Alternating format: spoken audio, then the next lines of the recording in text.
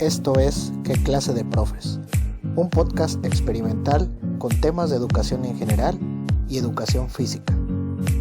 En el que mi compañero, el profe Luis, y yo, el profe Ángel, buscaremos dar respuestas cortas y claras con la ayuda de un especialista invitado.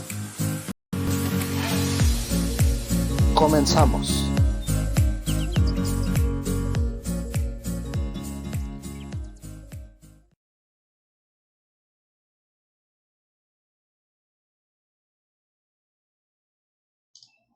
¿Qué tal, Ángel?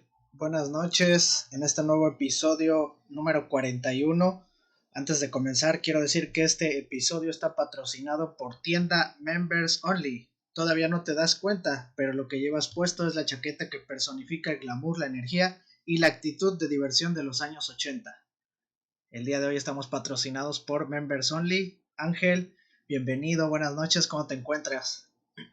Hola Luis, muy bien, miércoles santo, miércoles de portarse bien, pues me siento muy bien y qué oportuno patrocinio porque pues el invitado de hoy le encantan estas chamarras y en algún momento hizo que me gustaran, me compré la más juvenil que pude encontrar de esas y pues ahí la tengo y la guardo con mucho cariño porque a mí me encanta mi chamarra, pero ya después dije, no, son muy de señor, voy a poner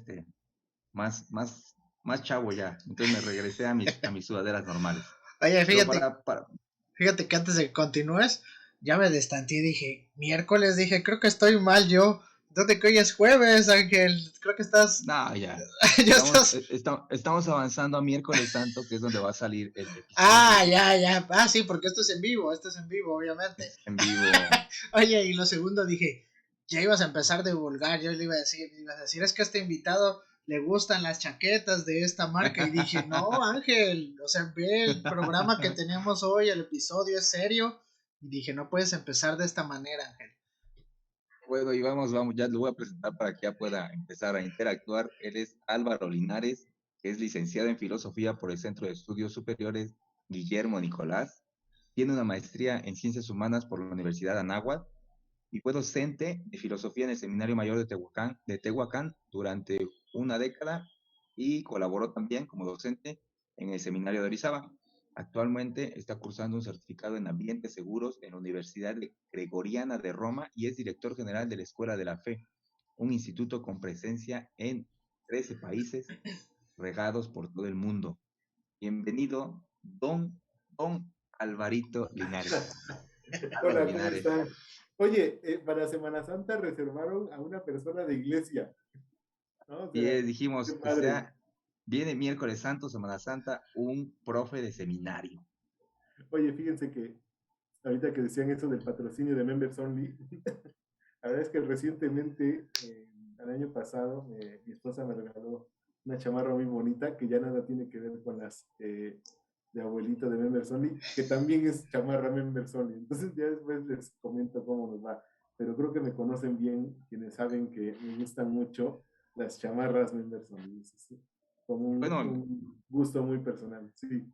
El patrocinador se comprometió a hacerte llegar 2 chaquetas y una para Luis y una para mí. Y aparte le iba a mandar unas chamarras, ¿no? Aparte le llegaron otro par de chamarras. Oye, Ángel, pero fíjate que cuando me dijiste, oye, mira, puedes checar este patrocinador, en el celular me salió una notificación. Ves que siempre mandamos así como que qué podrías agarrar de patrocinio dependiendo de la persona. Cuando vi Only dije, achis, ¿de qué estamos hablando, no? Yo me fui por otro lado, como hay situaciones que están de moda por ahí en las redes sociales, pero ya cuando entré dije, es una marca de ropa. Y ya investigué, me metí a investigar y vi los modelos, vi los modelos que hay, y sí, es ropa muy, muy de caché, muy seria. Sí. Sí, muy serio, Sí. sobre todo. Hay algunas, como te digo, están más modernonas, tipo Michelin, he visto algunas, pero como que se salen de lo típico, de lo bonito que es Member, ¿no? Así como la chamarra como universitaria, pero en señor, ¿no? La famosa chamarra Racer. Esa Mira. fue diseñada en los 60s y hoy en día se sigue viendo, después de 50 años, me llama la atención como que es un diseño tan clásico que nunca pasa de moda. Sí. Es una chamarra muy bonita. Digo, Es una Ya, trivialidad, pero cuando cumpla mis 30 años ya me compraré ese modelo porque ya, ya Pues me ya, sentiré más señor. espérate unos meses. No, todavía un año. En este mes de abril ya cumpliré 29 y ya para el otro año. 29 Joder, ya. ¿cómo la ven? Oigan, pues antes de iniciar les voy a contar un dato interesante que también va de acuerdo a lo que a Álvaro le gusta y que yo creo que la iglesia se copió de esta orden para hacer más o menos sus rangos de cómo van creciendo dentro de la iglesia. Dice, un Jedi era un miembro de la orden Jedi que estudiaba, servía y usaba energías místicas de la fuerza, normalmente el lado luminoso. ¿Estamos de acuerdo? Sí, sí, sí. Los niños iniciados en su entrenamiento como Jedi fueron llamados Younglings e instruidos en clanes por un venerable y experimentado maestro Jedi. En la iglesia pues les dicen acólitos, ¿no? Eh, aprendiendo, el maestro los hacía aprender el camino de los Jedi y el poder de la fuerza. Típicamente los maestros llevaban a un Padawan con ellos a sus misiones y más tarde los enviaban a las misiones por ellos solos, ¿no? Para permitirles ganar experiencia y aprender en la práctica. Pero no todos, bueno, los Padawans yo diría que ya son los seminaristas, ¿no? Pero ya entraste ahí en el rango de voy a aprender. Pero no todos fueron promovidos directamente para estudiar como aprendizajes Padawan con un maestro Jedi.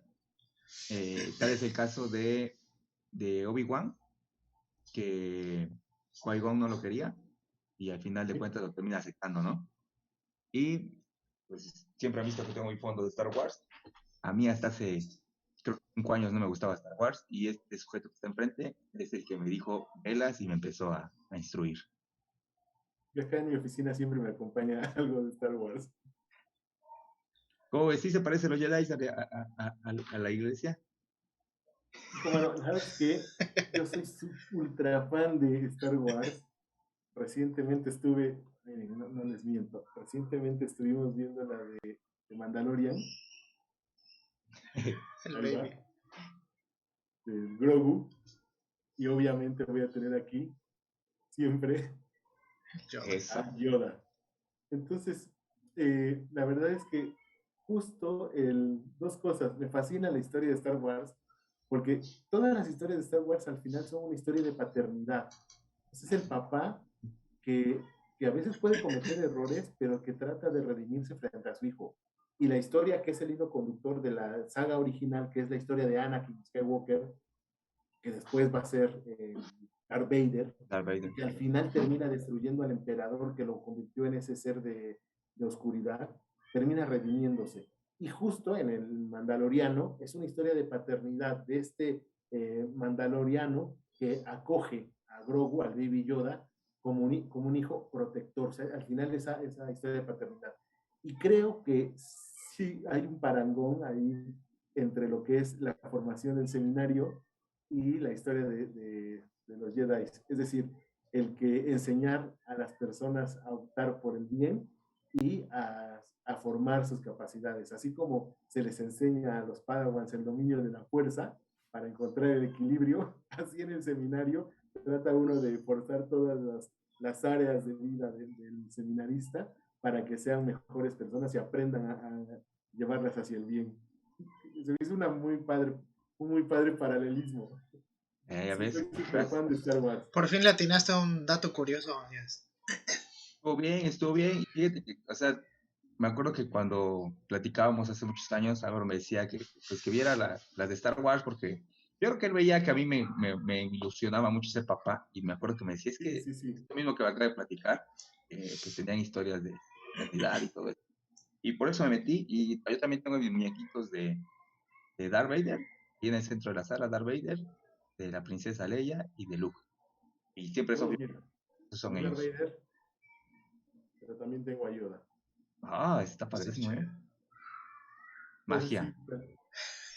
Oye, las X-Wing, pero Ya no, también, ya va a sacar su colección.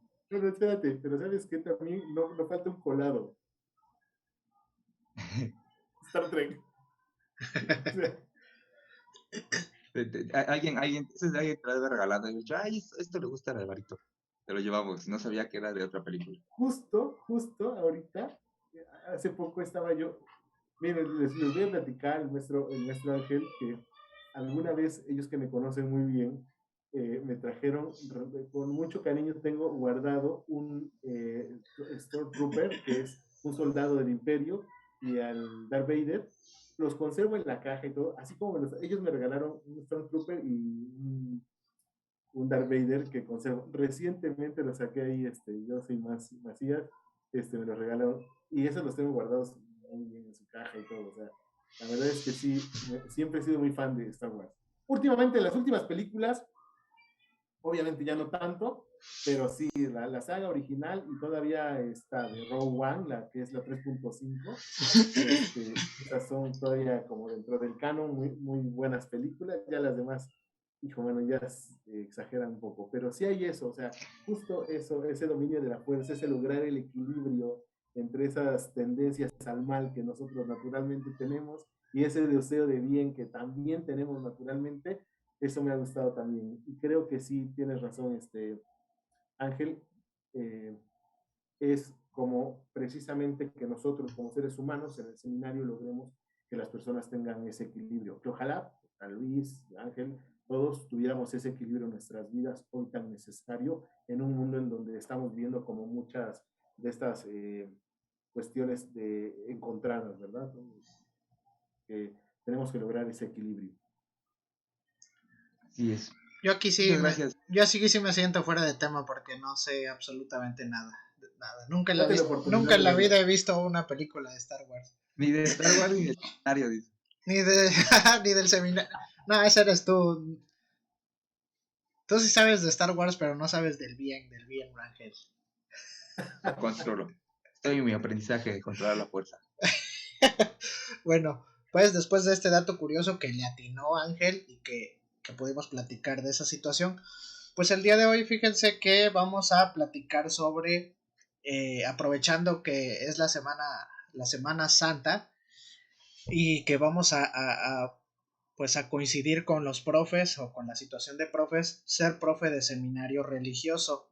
Y para esto pues no podríamos abordarlo de otra manera que primero platicando de la religión, que aunque dentro de la escuela, bueno, en cuanto a educación básica, se considera como que un tema que no se debe de tocar a fondo y es algo que decimos que no debe de existir dentro de la educación porque es laica, pues sabemos que la religión tiene mucha influencia no solamente en la escuela, sino en la sociedad en general, y lo podemos ver muy claramente en que cuando está saliendo este episodio, pues estamos en semana de vacaciones, no se dice que por la Semana Santa, pero pues son vacaciones, así como en fin de año. Entonces, la influencia de la religión en la educación existe, aunque nosotros digamos no o queramos como que separarlo, pues existe de alguna manera.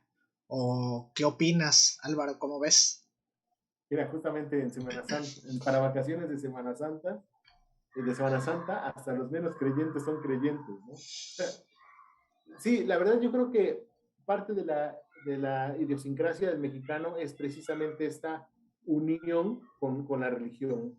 En particular, o sea, sin pretender descalificar ninguna manifestación religiosa, particularmente con la católica, porque justo en el siglo XVI es que se da este encuentro de culturas y que se cohesiona a través del acontecimiento de Guadalupe. Y justamente va a marcar todo un hito, toda una tendencia en el pensamiento del mexicano. Por eso, recuerdo a mediados del siglo pasado, del siglo XX, muchos decían, podrán ser comunistas, pero todos los mexicanos son guadalupanos. Entonces, en ese sentido, o sea, como que sí hay una correlación, ¿sí? Y creo, más allá de ahora que estamos hablando del catolicismo, sí creo, estoy convencido de que una religión siempre va a ser necesaria para el pleno desarrollo de una persona. Es decir, el creer en algo que te trasciende, que va más allá de ti, sí es fundamental para un desarrollo sano de la persona. Fíjate que en ese aspecto, Ángel, bueno, platicando respecto a esto, no sé si de alguna manera han visto la película de Dios no existe o algo así, ¿qué se llama? O que es una película de una maestra que toca el tema de la religión dentro de la universidad donde da clases y creo que la graban y pues la acusan de esta situación de platicar sobre la religión dentro de una clase o abordar esa situación. Y se me hizo interesante, yo casi no soy de ese tipo de películas, pero se me hizo interesante la forma en que lo abordaron, porque la forma de defender esa situación era que pues Dios o Jesús es parte de la historia, o sea, es parte de la historia que nosotros debemos de alguna manera abordar en la escuela o en alguna situación, porque existió ese personaje que a lo mejor no lo vemos de esa manera en la escuela como pues en esta relación como algo divino, pero pues la que daban ahí era que pues debía de observarse o que la maestra justificaba esa forma en que es parte de la historia y que la maestra lo abordó desde una pregunta que le hacía un mismo alumno. Entonces no sé si han visto esa película, a mí se me hizo muy buena, hay 2 o 3 películas de esa. Creo que Dios no está muerto, se llama la película. Creo que yo vi nada más la primera, la del Chavo. Chavo que Ajá, también creo que es piensa. la dos donde Pero sucede. yo, sí, o sea, creo que el acontecimiento Jesucristo sí marca un antes y un después. De hecho, hasta la ciencia, ¿no? Marca el Antes de AC y Cristo. DC, o sea, antes de Cristo. Sí, o sea, más allá de ser o no creyentes, sí debemos reconocer que el acontecimiento Jesucristo, que es un acontecimiento histórico, del que habla Flavio Josefo, por ejemplo, que es este gran historiador, sí tiene que estar presente en nuestras vidas. En Europa, todavía en Canadá, en algunos condados de Estados Unidos, en las cortes, justo en los juzgados, presidía en la parte central del juzgado estaba la imagen de un Cristo. Ahora, por cuestiones de respeto a otras religiones y demás, las han quitado, cosa que a mí se me ha hecho muy poco valioso. Voy a explicar mi punto. Pero, ¿por qué había un Cristo ahí? No porque fueran creyentes de Cristo, cristianos o miembros de la Iglesia Católica, sino porque veían en el acontecimiento Jesucristo un acto supremo de justicia. O sea, un hombre que a pesar de haber sido juzgado injustamente llega a ser condenado y muere en la cruz. O sea, eso es como el acto supremo de justicia, el que entrega la caridad por el otro, en que entrega, perdón, su vida por el otro en un acto supremo de caridad. Ahora se han quitado en muchos de estos lugares estos crucifijos que presidían las cortes, pero sí es importante que nosotros tengamos en consideración que Jesucristo, seamos o no creyentes, sean los que no sean creyentes, sí es un acontecimiento que marca la historia de la humanidad y particularmente va a definir el cariz propio del occidente, de todo occidente. Sí, y fíjate que, pues, a nosotros en la escuela donde nos formamos, siempre nos decían que en lo que tú creas, ¿no? O sea, el profe hacía como oraciones o como mandatos a lo que tú creyeras, ¿no? No precisamente a Jesucristo, a lo que tú creas, lo que tú veas, a la fuerza que te guía, a eso es a lo que te tienes que encaminar y a lo que tienes pues, dedicar tus acciones, ¿no? A fin de cuentas, es ser una mejor persona. Y lo digo porque a lo mejor no saldrá por ahí alguien que nos diga, ay, ya están hablando de religión en este podcast que es de profes. Pero bueno, o sea, creo que es algo que nos ha formado a todos de una u otra forma y que ha influenciado, como decíamos, ya la educación, ¿no? Y aparte porque es mi amigo el Álvaro, yo lo quería invitar. Gracias. Ah, sí. Bueno, Eso.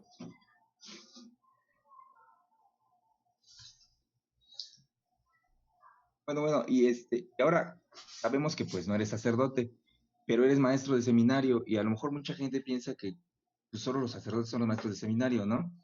¿Qué nos puedes Sí, decir ahora entendemos que no todos son sacerdotes, que también pues hay otros profesionistas, pero lo que sí estoy seguro es que pues, todos son creyentes, ¿no? fíjate que esa es una idea muy común entre las personas, como que a los padrecitos los forman solamente los padrecitos. Aquí tendríamos que distinguir dos cosas, ¿vale? Una cosa, o sea, el seminario es ante todo una casa de formación. Es decir, el seminarista que se está formando para ser sacerdote, en el seminario duerme, se baña, come, toma clases, estudia, hace quehaceres. Es decir, su vida toda se desarrolla dentro del seminario. Por eso decía yo, habrá que distinguir dos cosas.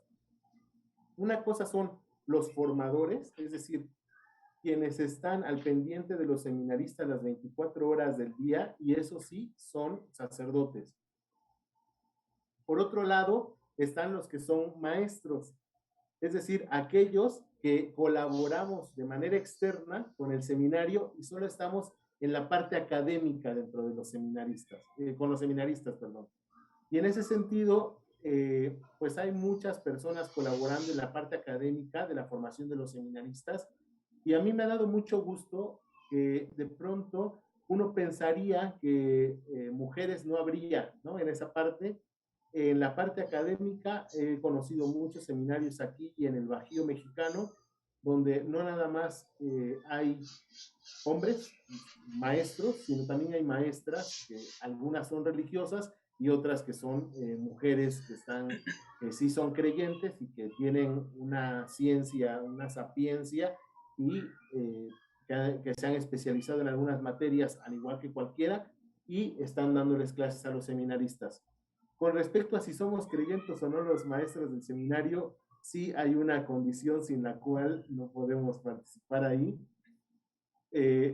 Por aquello de la sana doctrina, fíjate que es una cosa curiosa porque pocos conocen los ritos, pero al inicio de que tú empiezas a dar clases y al inicio de cada semestre o cada ciclo escolar, perdón, con los seminaristas, tú tienes oportunidad de participar en una celebración, una misa que es específica para el inicio de curso, y en esa misa tú haces algo que se le llama un juramento de fidelidad, en donde recitas el credo. O sea, el credo, para los que no sean creyentes, el credo es como, es un símbolo, es un manifiesto en donde se resumen las verdades de la fe. Creo en Dios, que es Padre, que es Hijo, que es Espíritu Santo, creo en la Iglesia. ¿Sí? Es un manifiesto al que le llamamos símbolo de la fe, porque simboliza o sintetiza toda la fe en la que crees. Se reza el credo y después juras también la fidelidad al magisterio de la Iglesia. Esto para que todos vayamos hablando un mismo idioma, ¿no? O sea, de pronto, por ejemplo, se me ocurre aquí un ejemplo. Se hacen estándares, buscamos estándares. Ustedes en educación física a nivel global deben tener un estándar de medidas de la cancha de fútbol, de tenis y de voleibol. Bueno, lo mismo sucede con la iglesia, es decir, a nivel mundial debemos tener ciertos estándares de los cuales todos partamos para que, aunque se formen unos en Filipinas y otros en Argentina y otros aquí en México, todos reciban una formación uniforme. Es decir, materias afines, y no supongamos, y no hablemos en idiomas distintos, ¿no? Sino todos hablemos un mismo lenguaje dentro de la iglesia. De tal manera que un sacerdote, después de todos los años que lleva de formación, sepa las verdades propias de la fe, las verdades propias del ser humano, pero lo pueda desarrollar su ministerio con esta formación más o menos estandarizada aquí en China y en Estados Unidos, ¿no? Por poner un ejemplo. Entonces, sí hay ciertos estándares que se deben cumplir y por eso es que todos los maestros debemos hablar el mismo idioma, por eso debemos hacer esta promesa de fidelidad a lo que la enseñanza de la iglesia tiene, que se llama magisterio de la iglesia. Oye, ¿y hay maestros de educación física en los seminarios? ¿Tú has Algunos sí, fíjate. Yo estuve colaborando en el seminario de Tehuacán. Digo, hablo desde mi experiencia. El maestro de educación física en Tehuacán era un exmilitar. Entonces, la verdad es que yo de pronto decía, traía raya. Oh, mano, qué bueno que no soy alumno. No hubiera yo aguantado ahí. O sea, la verdad es que yo siempre he sido un poco nerd, ahí me gusta el estudio y demás. La verdad es que el deporte nunca ha sido mi fuerte. Ahora que estoy en qué clase de profes, creo que voy a ser el profe que menos deporte haya aportado a este podcast.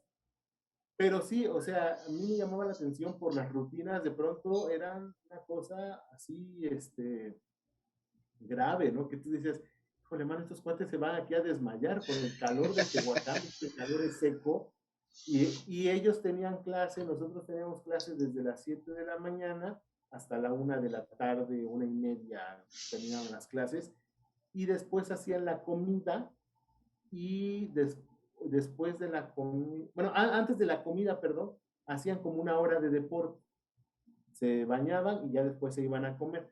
Entonces este maestro, les digo, los traía a raya. Una de las cosas que yo valoré mucho es que todos estábamos en forma, vamos. Entonces no nada más estaban creciendo a nivel intelectual, sino también Física. estaban cuidando su constitución física, ¿no? Estaban saludables. Y yo creo que eso también es parte, o sea, yo me quejo de que no hago deporte, pero también reconozco que el deporte es como un rayo más de una rueda de bicicleta. O sea, no puedes nada más ser muy buen maestro de ciencias humanas o de filosofía o de teología, o ser nada más un buen maestro de las cuestiones físicas, como que siempre tienen que ir todos los rayos de tu bicicleta, tienen que ir al mismo nivel para que pueda rodar. Entonces, el deporte es parte de la vida en la que tenemos también que tener ese balance. Dicho de paso, aquí me estoy acusando de que pues sí me falta esa parte, aunque lo he intentado, sí me falta esa parte del deporte. Pero es que fíjate que precisamente en eso el otro día me preguntaba un cuate, o sea, ¿cómo te ves tú como maestro de educación física? Y yo le saqué mi rollo, ¿no? Yo le expliqué qué era antes la educación física, qué es ahora, cómo la debes de trabajar. Y a veces pasa que, pues, porque nos dieron una mala educación física, no hicieron que nos gustara el deporte, ¿no? Nos frustraron, nos hicieron sentir incompetentes y a fin de cuentas dice uno, no me gusta porque yo nunca fui bueno, porque yo nunca quise. Y lo que nosotros ahora tratamos de hacer, o sea, lo que yo sé que Luis lo trata de hacer y yo lo trato de hacer, es hacer que el niño pues le guste, no para que sea Ana Deportista. Gabriela Guevara, sino para que viva sano, ¿no? Para que de vez en cuando se salga a correr, de vez en cuando se inscriba a una clase de, de algo y esté saludable. Fíjate que yo Qué sí, gran discurso, Ángel, ¿eh? ya estaba yo con la lágrima. Fíjate que yo fui de esos niños gorditos que nunca escogieron para la selección de fútbol, ¿no? Entonces yo recuerdo que cuando estaba yo en la primaria, sí, estoy casi seguro que fue primero de primaria, pues no me escogieron, o sea, en ese entonces estaba yo muy flaco, pero no me escogieron porque yo no era diestro para el fútbol. Entonces, pues dije, hijo mano, esa vez que no me escogieron, recuerdo muy bien que uno de mis compañeros, pues, imagínense unos chamaquitos de 7 años en la primaria, da un balonazo y rompe uno de los cristales de la escuela y se lo hacen pagar. Entonces como que yo para adentro dije, qué bueno que no me escogieron a mí, porque si no, yo hubiera roto ese cristal y mis papás me hubieran regañado. Entonces, como que de ahí agarré, particularmente con el fútbol, cierta aversión. La verdad es que el fútbol yo creo que lo empecé a ver ya que me casé. O sea, no, o sea, y eso porque he visto algunas finales del mundial y demás, pero nunca es que haya visto algo así. Y después, curiosamente, a mi hijo, en esa etapa de transición entre la primaria y la secundaria, le empezó a gustar mucho el fútbol, ¿no? Bueno, de toda mi vida, hasta que mi hijo entró a la secundaria, fue que yo asistí a un estadio de fútbol. O sea, porque dije, a ver, a mí no me gusta, pero si a él le gusta, pues aunque yo me aburra mil cosas, les voy a decir una historia muy curiosa cuando llegué al estadio de fútbol por primera vez. O sea, yo entro al estadio de fútbol y yo sentí algo como en silencio. Digo, ¿qué pasa aquí? O sea, ¿dónde está el narrador? ¿Dónde está Jorge? ¿Dónde está Jorgito Campos? Te lo juro que yo quería escuchar al perro Bermúdez narrando el fútbol. O sea, como que para mí eso fue el primer impacto, más allá de toda la fiesta y de toda la faramaya y de todo el escándalo que hay en el estadio de fútbol. O sea, a mí lo que me impactó fue, digo, ¿dónde están narrando el fútbol? Eso fue lo primero. Y después, que los jugadores se ven enormes en el campo de fútbol. Sí. Porque, o sea, tú las acostumbras a ver microscópicos ahí y te dicen que es el número 10 el que lleva la pelota y que es el número 5 el que le quitó la pelota. Pues es una cuestión de fe, porque realmente no puedes comprobar que a esa distancia en la televisión, no puedes comprobar que el 10 o el 5 o el 15 lleven la pelota. Pero para mí ese fue un impacto. Lo que quiero decir es justo eso que dices, Ángel, que a veces como maestros vetamos a los chicos o a nuestros alumnos de capacidades que pudieran desarrollar, pero como nosotros no las vimos o no estaban tan evidentemente puestas, ya les cortamos eso, ¿no? O sea, imagínense, a lo mejor yo era un Messi y por ese trauma no lo fui. Sí, a lo mejor. Entonces, sí, O a lo mejor narrador de fútbol, ¿no? Imagínate. Pero nunca pagaste un cristal, que es lo importante. ¿No? Nunca tuviste que pagar un cristal, que es una ventaja. No, justo, nunca tuve que pagar el cristal, eso fue lo que me ha consolado toda mi vida. Es lo positivo. No, pero a mi hijo sí le gustó mucho, ahora ya no tanto, pero sí le gustó mucho. Y dije, bueno, pues si le gusta, pues hay que promoverlo. O sea, si a mí nadie me lo promovió, pues también es mi responsabilidad sí promoverlo en él, ¿no? Sí, yo me acuerdo cuando fue eso, te felicitaba yo muchas veces por ibas a los partidos. Claro, siempre estaba en plateas, nunca se subió a la grada general, pero pues era un avance, ¿no? Es que por eso no escuchaba narrador. Por eso yo veía grandotes a los jugadores. Pues No, sí, porque recuerdo decía, ibas a general hasta arriba los y veías igual de chiquitos, pero te estabas casi oliendo al jugador. Recuerdo que una vez estábamos justo atrás de donde estaban los comentaristas, aquí en el Pirata Fuentes. Creo que esa vez se había peleado, ahí se empezaron a pelear que era dueño de los Curi. Ajá, se empezó a pelear con uno de los comentaristas. Nosotros estábamos como a 5 metros de ellos, ¿no? Y nosotros disfrutando del espectáculo y todas las cámaras viéndolo. Entonces, para mí todo eso, o sea, ya después se convierte en una fiesta, no tanto por el fútbol, sino por ir a convivir con tus amigos. Sí, el ambiente. La cara de tu hijo que está feliz, o sea, que igual a lo mejor ni disfruta el partido, pero el hecho de que vaya con su papá al estadio de fútbol, pues eso va a ser muy significativo para él, cosa que yo no viví y que ahora mi hijo Max puede decir, oye, pues a lo mejor mi papá nunca lo vi chutar una pelota, pero sí me llevó, bueno, al estadio, en la casa, pero sí me llevó a ver el fútbol, sí me permitió ver la final, sí. Mi hijo no era tanto de ver fútbol, sino más bien de jugarlo. Entonces, pues la verdad es que yo disfruté eso porque dije, bendito sea Dios, no tengo que chutarme ningún partido en la televisión. Mira, el único béisbol, fíjense que el único deporte que sí puedo sentarme a ver alguna final, así por propia iniciativa, ha sido el béisbol. Y eso porque ahí sí me siento identificado, porque ahí no discriminan a los gordos. Entonces, el béisbol sí es algo que me gusta, que puedo sentarme a verlo, ¿no? Me recuerdo que en 2018 se batió el récord mundial de la duración de un partido de béisbol. Pues yo estuve ahí o sea, estábamos saliendo de un congreso y regresamos, yo estaba en la Ciudad de México, regresamos al hotel y enciendo la tele para ver cómo habían quedado, o sea, me encuentro con la sorpresa de que ahí siguen, o sea, que no ha terminado el partido, ¿no? Digo, pues sí me gusta mucho, pero estoy sumamente cansado y al otro día tenemos que levantarnos muy temprano. Ya saben que las distancias en la Ciudad de México son caóticas. Tenemos que estar a las 8 de la mañana, estábamos en el norte, teníamos que estar hasta Tlalpan, entonces dije, no, mañana tengo que despertarme temprano, ya no lo terminé de ver. Pero lo que quiero llegar es que esto del béisbol sí se me hace un poquito más disfrutable. Más inclusivo. Y más inclusivo, ¿no?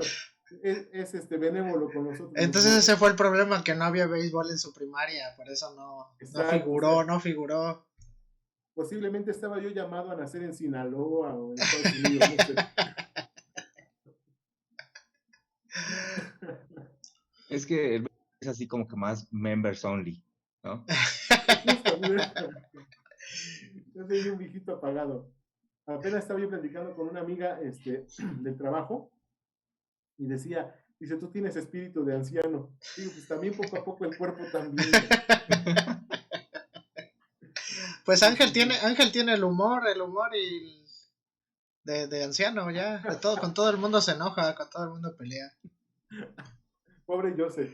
Más cuando llegan las evaluaciones, me manda mensaje, audios de, estoy bien enojado con los papás a cada rato. Me están reclamando y no entregan las cosas. ¿Cómo reclaman si no entregan? ¿Cómo exigen algo que nunca dieron? Ándale. Oye, pero fíjate, para terminar este tema que estábamos platicando, yo sí Sí, pensaba que los que daban clase en los seminarios, sí, yo creo que por las mismas películas, así como que siempre andaban con su capucha café, ¿no? Y caminaban así para llegar al salón de clases y ya estaban todos los alumnos ahí, salían así con una vela o algo así. Siempre te vas con eso. Yo sí pensé que todos los que daban clase eran padres, o sea, padres no de familia, sino padres de la iglesia. y sacerdotes, vaya. Sí, sí. Pero Sí, pues, esa es una idea, te digo, es una idea muy común. O sea, una vez recuerdo que me subí a un taxi, se me había hecho tarde para llegar a dar clase a Tehuacán, y entonces tomé un taxi y le digo, oye, llévame al seminario de Tehuacán, pero ¿sabes qué? Me urge llegar. Sí, ¿es usted padre o qué? Digo, no, soy maestro. Y me empezó a tratar como padre, cuando conste que yo le dije, no, no, yo no soy padre, soy maestro. Pero como él supo que era yo maestro de seminaristas, o sea, padre, disculpe. Y después, ¿sabes qué? La pinta como, esa pinta como de señor y formal, sí me han ganado esa fama. De agarró, pronto me ven salir del seminario y A agarró ver, una hoja de una, papel, ¿no? Y se la puso aquí, se la metió aquí, casi, casi, para que no así me como cobre, para que perfil. no me cobre. oye, Al final, y- cuando se bajó, le dijo, son 5 padres nuestros y 2 Aves María. oye, y nunca te han besado la mano, pensando que eres padre, que tú saludes y traten de besar la mano de alguna señora. No, fíjate que ahí sí tengo una historia. Bueno, tengo dos historias al respecto. A ver si me da tiempo de contarlas. Una de ellas estaba yo, o sea, fui con mi familia, mi esposa. En aquel entonces todavía nada más tenía yo a Max, mi hijo el mayor. Entonces fuimos a la capilla y se nos, o sea, de esas cosas que vamos llegando y ya, bájate y vamos a meternos a la capilla y demás. Entonces yo voy bajando y una señora dice, padre, buenos días. Una señora que iba a misa con su hija, ¿no? Padre, buenos días. Digo, buenos días, digo, yo no soy padre, digo, bueno, soy papá aquí de este niño y ahí está mi esposa. Me gusta mucho aclarar eso porque va a decir, si me confunden con un padre, después voy a ser motivo de escándalo si me ven con mi esposa. Van a decir, ¿a poco el padre Álvaro tiene hijos? Ándale, ándale. Entonces yo dije, no, no, no, yo soy padre, o sea, ahí está mi esposa, digo, mire, padre de aquel niño y aquí está mi esposa. Ay, disculpe usted, padre, disculpe usted. Esa es como la parte chusca. Pero hay una parte, hay una anécdota que a mí me llena de ternura. Había un muchacho que yo muchos años también colaboré con la iglesia en acompañamiento de grupos y había unos niños que eran se le llamaba IAM, Infancia y Adolescencia Misioneras, entonces hacíamos apostolado y temas y demás, o sea, cosas bonitas con ellos, y entonces había un niño que me decía padre, entonces dije, oye, ¿sabes qué? Yo no soy padre, o sea, yo creo que ha quedado claro desde que llegaste aquí a la iglesia que yo no soy sacerdote. Dice, no, dice, no eres padre. No, yo te lo he dicho siempre. Bueno, dice, pero para mí tú sí eres un padre. Y entonces era como esa figura de paternidad que dices, hijo, mano, la responsabilidad tan grande de dar un buen ejemplo parece chiquito, ¿no? O sea, que diga que ahí se sentía como en esa familia que a lo mejor tenía una situación complicada de vida y era como la forma en que la iglesia suplía o ayudaba a darle ese sentido de hogar, ese sentido de pertenencia. Entonces, por una parte la historia chusca, pero por otra parte esa historia que de pronto sí te confronta porque dices, sí, por la responsabilidad que tengo frente a que me está llamando padre, no porque me considera sacerdote, sino porque me considera su otro papá o un segundo papá. Y en ese sentido, ahorita que estamos en qué clase de profes, justo esa especie de paternidad es la que desarrollamos nosotros con nuestros alumnos. Es decir, nosotros somos como esa figura que debe ser ejemplo para ellos, no solo de un buen ejemplo, o sea, no nada más de un buen ejemplo, está el logo, ah, no, no solo de buen ejemplo, sino de buen ejemplo de manera así como como sensiblera, ¿no? Así con sensiblerías. No, no, no nada más buen ejemplo así, sino también un ejemplo aspiracional. O sea, ¿qué tanto soy yo como maestro, como docente, un ejemplo aspiracional para mi alumno? ¿Qué tanto he contagiado a mi alumno para que quiera ser, no solamente como yo, porque al final yo soy un parámetro muy pobre, sino que quiera superarme a mí?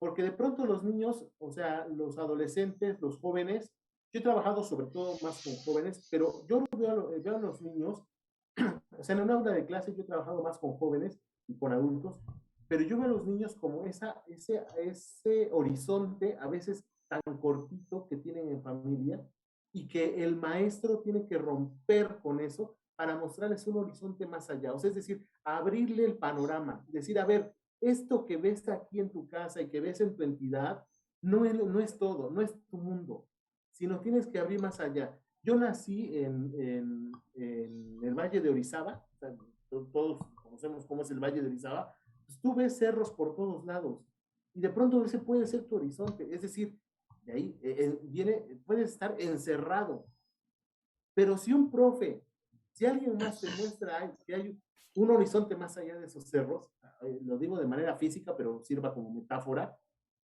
qué padre, porque dices, ya cumpliste con tu labor como docente. Entonces, creo que en ese sentido sí tenemos que ser como un ejemplo aspiracional para nuestros alumnos. No que sean como yo, será muy pobre decir eso, sino que traten de ser mejor que yo. O sea, siempre, en otros aspectos, ¿no? Diferentes al mío, pero siempre que quieran algo más, abrir los Digamos, horizontes. digamos como que el alumno diga, yo quiero tener esta característica de mi maestro, ¿no? Porque es algo que yo considero que es bueno para mí, ¿no? No tanto a lo mejor como lo decía, parecerse a nosotros, sino decir, este maestro tiene la capacidad de hacer esto y yo quisiera ser así, ¿no? Me imagino que se refiere a eso, padre. Justo, no nada más mi característica, sino que yo le mostré otra cosa a la cual aspira. Y a mí me marcó mucho, ya estoy ahí entrando en la parte de las anécdotas, pero vamos Espérate, poco a espérate. poco y Nada más quiero decir algo antes. Es que también si te enseñan el horizonte y el horizonte es Mendoza, Tecamalucan o José Arco, pues mejor no me enseñen nada, ¿no? no, gracias. Sí, o Ya ahora sea, sí, ya continúa. no, a mí fíjate que para mí fue muy significativo. Yo siempre había huido de trabajar con adolescentes, porque digo, hijo mano, los adolescentes sí son muy complicados. Un día me pidieron, y nada más por la materia, fue que me animé, me pidieron eh, compartir con alumnos también del seminario. Yo siempre he trabajado con seminarios mayores, es decir, los seminarios que ya se dedican a la filosofía o a la teología. Y un día me pidió trabajar con el seminario menor, que era la prepa, eran los prepos ahí del seminario. Y me pidieron, y dije, ¿cómo trabajar con adolescentes? Sí le pienso, porque a lo mejor yo no tengo la paciencia ni la destreza para hacerlo. Pero cuando dijeron, mire, profe, lo que pasa es que queremos que nos comparta usted la materia de lectura, un taller de lectura y redacción. Y a mí lectura y redacción me marcó mucho en mi adolescencia, me gustó mucho esa materia. Yo dije, oye, pues qué padre, o sea, a mí me marcó eso, pues me gustaría también marcar a los chavos con unas ideas así padres. Bueno, les metí una de lecturas que no te imaginas, y yo que pensé, o sea, yo quise retarlos, porque dije, a ver, aquí me van a leer un libro por cada determinado tiempo. Ya no me acuerdo si era por quincena o por mes, pero me tienen que leer ese libro. Y vamos a leer ese libro y vamos a explicarlo, digo, porque eso de lectura y redacción, que voy a enseñarles las reglas de ortografía y las reglas gramaticales, se me hace pérdida de tiempo cuando yo te puedo mostrar quién ya recorrió ese camino, grandes autores. Y no empecé complicándome mucho, sirva aquí el consejo, empecé con dos libros que a mí me parecieron fundamentales, uno de ellos de un mexicano, José Emilio Pacheco, que se llama Las batallas del desierto. No sé si ustedes han escuchado esa canción, creo que es de Café Tacuba, que dice, oye Carlos, ¿Por qué tuviste? Bueno, ese libro, o sea, la canción resume de manera magistral la historia de Carlos y Mariana que se narra en las batallas del desierto de José Emilio Pacheco. Bueno, les di ese libro. Digo, este libro te lo tienes que leer en un par de horas, no más. O sea, es un libro chiquitito que te tienes que leer. O sea, yo me acuerdo que haberme lo leído una hora y media. Y después les di a leer un libro. Se está moviendo mucho mi pantalla, ¿verdad? Perdón, es que después les di a leer un libro que a mí me marcó mucho. Es más, lo tengo aquí porque es como mi favorito, de favoritos de literatura. No es la joya más grande ni la más trascendental, pero personalmente a mí me marcó las crónicas marcianas de Ray Bradbury. Esa es una edición del 50 aniversario. Bueno, estas crónicas marcianas de Ray Bradbury son una colección de cuentos que narran una probabilidad. Es decir, siempre estamos preocupados porque los marcianos y los extraterrestres vengan y acaben con la raza humana. Y si en vez de que los marcianos vengan y acaben con nosotros, seamos nosotros los que vamos, conquistamos y somos nosotros los que acabamos con ellos, ¿por qué no ponernos en esa otra perspectiva? Bueno, y empieza con una serie de cuentos. El primer cuento llamado El verano del cohete, una preciosura como lo narra Ray Bradbury. Les empecé por esos libros, o sea, no por complicados, ni el Dante Alighieri, el Fausto, y, no, no libros complicados, sino libros que se les antojara leer. Empezamos a leer, bueno, muchos años después, un muchacho me dijo, profe, se me quedó la costumbre de leer un libro por mes. Te digo, ahora no recuerdo la periodicidad con que lo hacíamos.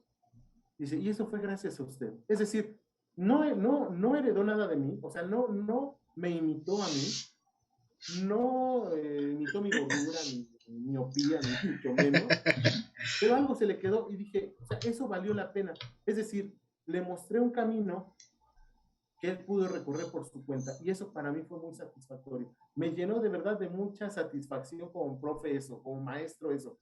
Y yo creo que esta situación es muy parecida con ustedes. O sea, cuando tú le muestras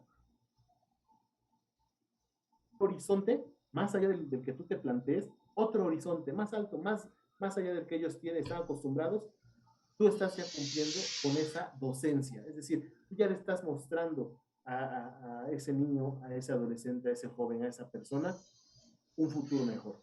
Y solamente cuando nosotros queramos aspirar a más, podremos lograr mejores personas, pero también mejores sociedades. Voten por mí. Casi. Oye, te iba a decir... ¿A qué hora sale Yahweh? ¿A qué hora sale Yahweh cantando Movimiento Ciudadano? ¿Cómo?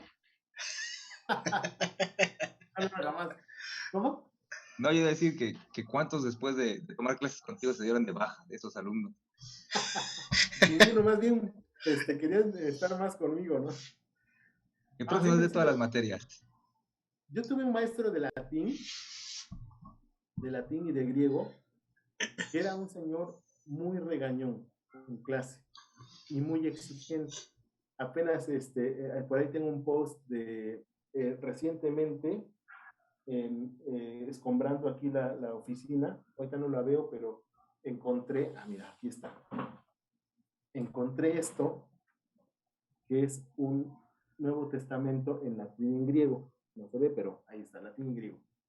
Y entonces yo creía perdido este libro. Cuando lo encuentro digo, se me trajo, o sea, como que en cascada vinieron muchos recuerdos del padre Antonio Muñiz, un sacerdote que daba latín y griego. Bueno, este padre Antonio Muñiz, todos los que cursaron materia con él, tienen alguna anécdota que contar. Bueno, yo le posté una foto y ahí en el muro de Facebook, y les decía, me acordé de que estas clases eran un deporte extremo, porque de verdad, o sea, entrabas y era un profesor que no te dejaba respirar, o sea, era completa exigencia. Daban el toque para salir al receso, que teníamos un receso entre su clase, nos daba cotidianamente 2 clases seguidas, siempre 2 clases seguidas, había 10 o 15 minutos de receso. Hagan de cuenta que fuera del salón era el más cuate de los cuates de todos, pero así de que bromeaba y se hacía burlas y te sabía los nombres y apodos y apellidos de todos. Era súper cuate, pero dentro del salón sí, era una cosa insufrible que tú decías, quiero terminar el semestre. Bueno, eso yo lo aprendí y aprendí a ser muy cuate de mis alumnos. De hecho, por ejemplo, yo nunca he optado porque me hablen de maestro. A mí me provoca urticaria que me digan maestro, ¿no? O sea, no. O que me digan licenciado. Dices, hijo, mano, no, mejor dame un golpe, por favor. No me gusta. O sea, yo soy Álvaro. Entonces, pero bueno, pues los alumnos no es que estén acostumbrados. Y aparte yo estaba ya con alumnos de de cierta edad más madura, ¿no? Pues yo soy Álvaro, o sea, aquí en China soy Álvaro, y no es que cuando me muera yo en el cielo me pregunten, oye, ¿y tú tienes la licenciatura o no? O sea, no, o sea, eso no me define. Entonces, lo que más les toleraba era que me dijeran profe, porque no estaban acostumbrados a tratar a un maestro por su nombre. Entonces siempre profe, no, profe, no sé, porfa. Y siempre traté como de ser muy cuate de ellos y sin tener ese deporte extremo de este maestro que les cuento que de memorable memoria, de feliz memoria, sin llegar a ese extremo, pero sí ser como muy cuate, pero sí dejar como las reglas muy claras, ¿no? O sea, a ver, a mí para el final del semestre necesitan entregarme estas tareas y estos porcentajes, estos trabajos y tal. Entonces yo puedo ser muy cuate y soy el profe Álvaro y todo lo que quieras, pero hay, o sea, como ese nivel de sí somos amigables, pero no perdemos la disciplina. Sí soy amigable, pero no dejo de ser tu autoridad. Y eso me ayudó mucho también ahora como papá. La verdad es que uno no es que sepas ser padre y todos estos cursos de que vas a ser el mejor papá del mundo si escuchas estas conferencias. Tú dices, sí, pero o sea, en mi caso particular, a lo mejor nada tiene que ver conmigo. La verdad es que vas construyéndote como profesor, pero también vas construyéndote como papá. Y eso a mí me ha ayudado mucho a mediar, a lograr esa media, o sea, decir, a ver, sí soy un papá amigable, pero no dejo de ser tu autoridad, ¿no? O sea, yo aquí, por ejemplo, que luego con mis hijos les digo, miren, aquí somos cuates, pero yo soy el macho alfa. Entonces me respetan. Entonces, en ese sentido, siempre lograr ese balance, ¿no? Sí. O sea, de decir, a ver, aquí hay disciplina, pero también, o sea, hay esa confianza, ¿no? Y creo que más allá de que todos los hijos, incluso nosotros en la adolescencia, fuimos complicados, yo me llevo, pues, gracias a Dios, bien con Max, ¿no? O sea, de pronto, sí, siento que me aborrece porque no soy tan condescendiente, porque sí soy exigente con él, pero sí tengo esa capacidad de dialogar y demás. Ese balance es el que también nosotros tenemos que lograr con nuestros alumnos. Y eso, pues gracias a Dios, mira que lo logré muy bien. Con muchos de mis alumnos me llevo al día de hoy muy bien, con muchos de ellos soy buen cuate, pero sí, sin nunca perder esa delgada línea del respeto, de decir, a ver, sí soy muy amigable contigo, pero sigo siendo tu autoridad como docente. No porque yo te provea de conocimiento, porque igual a lo mejor tú me vas a dar el conocimiento a mí, sino porque yo te voy a dirigir en este proceso de ir conociendo. Como que esa educación bancaria de la que hablaba Paulo Freire, pues sí, o sea, desde Paulo Freire ya había sido desechada, ¿no? O sea, no es que tú proveas el conocimiento, sino ambos van a irse alimentando, pero tú eres el que va guiando en ese conocimiento. O sea, la verdad es que en este momento de la historia, no es que tengas mayor conocimiento que Google, porque todo lo que tú quieras ofrecer como profesor, lo googleas y ahí está. Más bien tú le tienes que ayudar al alumno un poquito a ir caminando para saber cómo encontrar y cómo adquirir y cómo manejar ese conocimiento que están juntos están produciendo. Ya no quiero ser más chorero porque si no me van a jugar. Fíjate que ahorita que dijiste eso, yo me acuerdo de una lectura que nosotros hicimos ahí en la normal, Luis. No sé si tú te acuerdas, pero a mí sí me marcó mucho porque decía que no teníamos que ser, que el alumno necesitaba un adulto en la clase, y que ese adulto éramos nosotros. Podíamos ser buenos con ellos, empáticos, pero no necesitaban otro adolescente impartiéndoles una clase. Y eso me recordó mucho a mí a un profe que tuve que pues, se ponía a bromear, se ponía a decir de cosas, pero como un chamaco, o sea, él se volvió otro chamaco, ¿no? Y creo que es importante que no pierdamos eso de vista, ¿no? Podemos ser muy buenas ondas, podemos ser muy cuates, pero seguimos siendo la autoridad, seguimos siendo para nosotros que estamos con niños pues, mucho más chicos, ¿no? Que a fin de cuentas, a Luis, por ejemplo, que está en secundaria, lo tratan de bailar, ¿no? A mí ya los de sexo también me tratan como que de bromear y hacer así cosas, pero, o sea, si soy tu cuate, si estoy platicando contigo, pero sigo siendo tu maestro, ¿no? Como decías. Sucede. Sí, Y por ejemplo, lo que mencionaba el profe Álvaro, en relación a lo de que pues los alumnos ya van generando su propio aprendizaje. Apenas lo leía del nuevo rol del docente tutor, que pues ya somos más un como guía, en lugar de que antes como se consideraba que el maestro era el que transmitía el conocimiento. Pues en realidad ahorita con los alumnos simplemente guiamos al alumno en su aprendizaje, porque pues la información está a la mano de todos. Entonces sucede que a veces consideramos es que el maestro es el que sabe y es el que les va a enseñar, cuando pues como lo mencionaba Álvaro, o sea, nosotros aprendemos de ellos y ellos aprenden de nosotros y aprendemos juntos. Entonces sucede que eso es lo que actualmente está sucediendo con los alumnos y con los maestros. Sí, justo, o sea, como que deben ser como guías. Justo antes de que comenzara esto de la pandemia y demás, en febrero de 2020, yo tenía ganas de leer un libro de un columnista estadounidense, de Andrés Oppenheimer. Andrés Oppenheimer es un columnista de un diario que se llama The Miami Herald, y él escribió un libro que se llama Sálvese quien pueda, y el capítulo 7 de ese libro, Sálvese quien pueda, lo dedica a la educación. Entonces decía, a ver, en un mundo en donde ya todo se mueve por la inmediatez, o sea, tú quieres saber algo, yo les voy a poner, por ejemplo, yo me corto el cabello, desde hace un par de años yo me corto el cabello. ¿Cómo aprendí a cortarme el cabello y cómo le corto el cabello a mis hijos? Por YouTube. Así aprendí en YouTube. Mi esposa se inyecta ella sola y nos inyecta cuando hay necesidad de inyección. ¿Cómo aprendió a inyectarse? ¿Cómo creen? YouTube. Entonces dice, o sea, todo es inmediato. Entonces dice Oppenheimer en este libro, Sálvese quien pueda, lo que a nosotros nos corresponde como docentes es ayudarles a despertar, fíjense muy bien, la creatividad,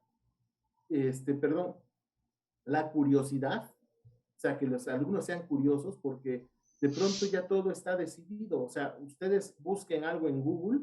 Voy a poner, por ejemplo, tú buscas un determinado balón de fútbol de determinada marca, y en todas tus redes sociales te van a aparecer promociones de balón de fútbol. O sea, es decir, ya está el algoritmo decidiendo por ti.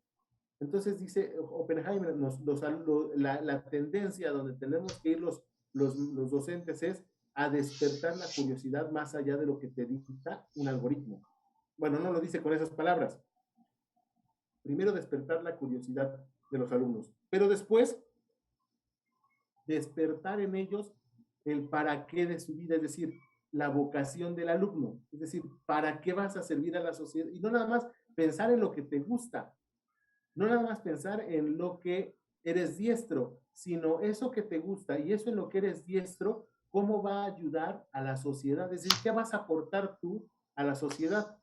Porque, y yo lo digo y sirvo aquí como como un piropo, pero ustedes como docentes de educación física se pudieron quedar en la cuarentena y llevársela bien tranquilo, o sea, como decimos aquí en México, de pechito.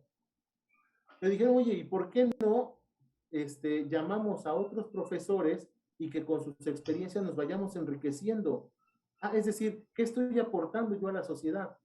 Porque lo demás puede ser bien fácil, sino que yo estoy aportando. O sea, a ver, esto que estoy platicando con este determinado profesor aporta algo a todos los otros profesores, les ayuda, los enriquece, pues vamos a meterle ahí. Es decir, tenemos como docentes, siguiendo este esquema de Andrés Oppenheimer, capítulo 7, en el Sálvese quien pueda, el libro Sálvese quien pueda, del 2018, es descubrir, o sea, ayudarles a descubrir esa vocación, o sea, hacia dónde, qué vas a aportar a tu sociedad, qué le vas a aportar, o sea, tú como niño, o sea, los niños, ustedes tienen un tesoro más importante, ¿no? Niños, adolescentes, ¿qué le vas a aportar? O sea, tú pregúntale, Luis, a tus alumnos de secundaria, ¿sabes? Ni saben qué va, o sea, no saben qué esperar de la vida, o sea, no, sí. Tú en la secundaria soñabas de pronto decir, a mí me gustaría ser astronauta y a mí me gustaría ser ser youtuber soy. Sí, TikToker. Y ahorita es eso, ¿no? O sea, yo quiero ser youtuber, o sea, todos quieren ser youtubers. Oye, pues sí, pero, perdón, o sea, es como si, como el futbolista, el niño que juega fútbol y que quiere ser otro Messi.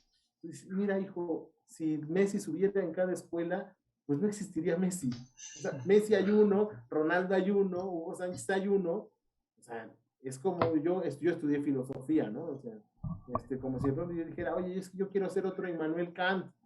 No, si Immanuel Kant hay uno. O sea, es decir, tú tienes que desarrollar otras habilidades, sí, aspiracionalmente tienes que ir a más, pero no tienes que ser justo eso. O sea, no tienes que exigirte en la medida que ese otro te da.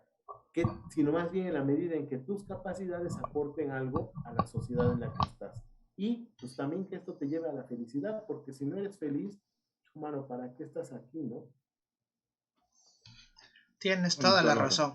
Yo siento que ya es como otro debate como Carlos Muñoz que en la semana que le dieron en la torre a su marketing. Ya siento que está sucediendo. También soy alérgico a esa barba. No, es que, justo, mira, es que en el fondo, ahora no recuerdo con quién tuvo el debate, la verdad, que también está un poco perdido ahí en sus cuestiones ahí metodológicas, porque él habla desde el punto de vista filosófico, pero la metodología no es la más clara. Pero en el fondo es justo esto, o sea, te vendemos solamente, o sea, te vendemos cuestiones aspiracionales. Sueños. Cuando yo hablo de cuestiones aspiracionales es, pero ¿qué aportas tú y cómo puedes ser feliz? Porque de pronto estas cuestiones aspiracionales solamente te traen frustración. Entonces yo no soy, hay un dicho, yo les decía que tengo espíritu de anciano, incluso porque me sé muchos dichos, pero hay un dicho que dice justo eso, el pasto siempre es más verde en el jardín ajeno. Es decir, siempre vas a ver al otro con mejores cosas, con mejores talentos, con más cualidades que tú. Siempre. De eso te salva el 10º mandamiento de la ley de Dios, que es no desear los bienes del otro. De ahí te salva de eso. O sea, yo pensé no desearás a la mujer de otra. Entonces, ese paso también se ve mejor en el otro. Ese es el 9º. Antes de Dios y el 9º. Pero bueno, porque de pronto estamos en ese nivel aspiracional y ser mejor y la excelencia y todo. Dice, sí, pero ¿dónde concretas algo? ¿En dónde se concreta? O sea, el éxito medible en tu vida no es el éxito que tuvo Michael Jordan, que entrenaba, además de su entrenamiento diario, entrenaba otras 2 horas su tiro. O sea, yo jamás he jugado a ese nivel el básquet y el baloncesto. Es que es mi aspiración ser como Michael Phelps. Hijo, pues no tienes ni siquiera una alberca olímpica en tu pueblo. O sea, tienes que también ver en qué circunstancias tus posibilidades, sin caer en la mediocridad, tampoco caer en el otro extremo que es la frustración, porque te vendieron una idea de éxito estratosférica que nada tiene que ver con tu realidad y que al final no le da sentido a tu vida. Tú tienes que encontrar y ayudar a tus alumnos a encontrarle sentido a su vida. Pero si tú mismo no te encuentras como docente equilibrado, si tú mismo como docente no te encuentras con un sentido de vida, hijo mano, pobres niños, porque tenemos ese tipo de docentes que son otros niños con ellos y que nada les sirve. O sea, al final nosotros tenemos que ser ejemplos aspiracionales en ese sentido de decir, mi maestro es un maestro íntegro, es un maestro maduro, es un maestro equilibrado, es un maestro que me enseñó otro horizonte.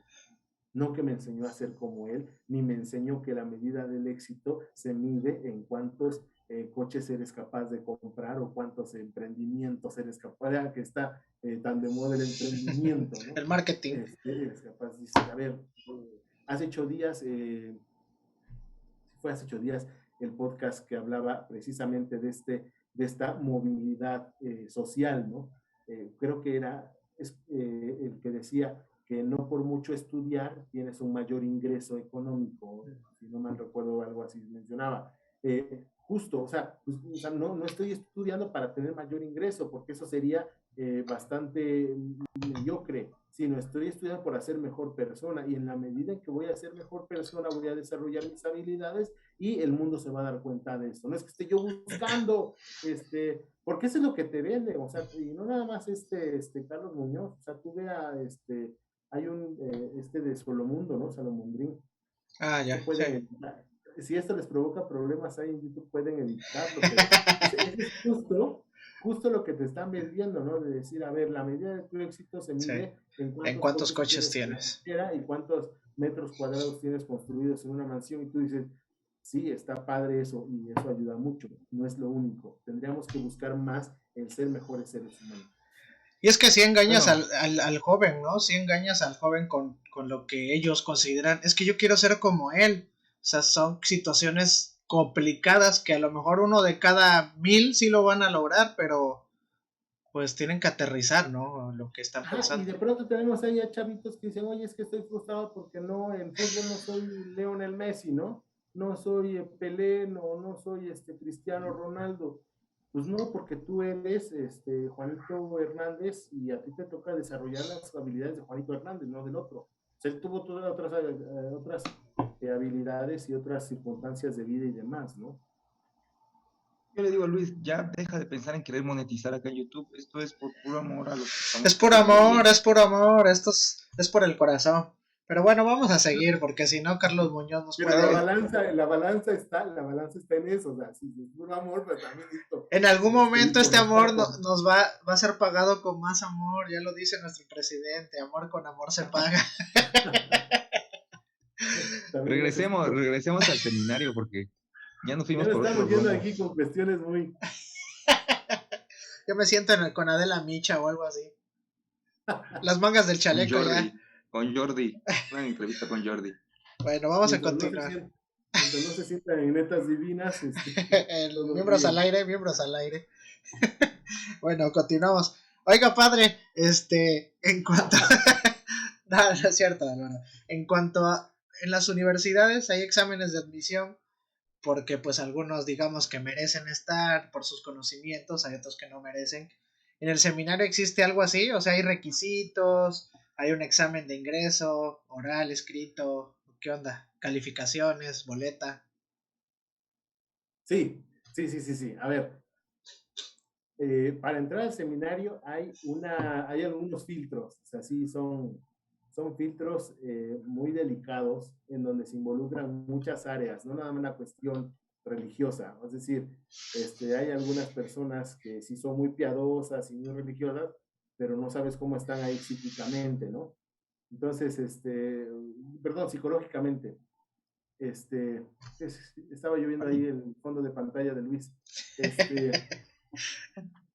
No, o sea, pueden ser personas muy piadosas, muy entregadas a Dios, pero psicológicamente a lo mejor puedan traer algunas cuestiones ahí. Entonces, hay todo un equipo para filtrar como cernir esa selección de muchachos que quieran ser sacerdotes.